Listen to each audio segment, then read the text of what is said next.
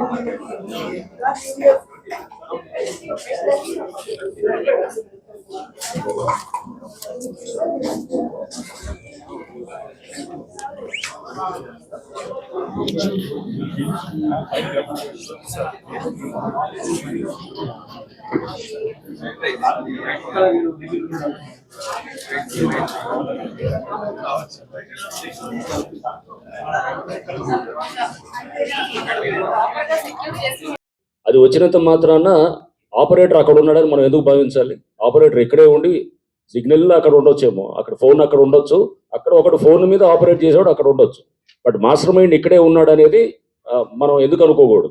So అందుకోసం ఈ దిశలోనే ఇందాక సార్ చెప్పినట్టు మేము ఇక్కడ ఫర్దర్ ప్రోబ్లో అసలు ఈ మాస్టర్ ఆపరేటర్స్ ఎక్కడున్నారనేది కూడా ముందుకు తీసుకెళ్తాం. ఈ అకౌంట్ ట్రైల్ని కూడా, అంటే ఏ అకౌంట్ ఎట్లా పోయింది అనేది మనం అది మొత్తం ఆ ట్రైల్ కూడా తీసుకుంటూ ఫైనల్గా ఎక్కడికి పోతుంది అనేది తీసుకుంటాం.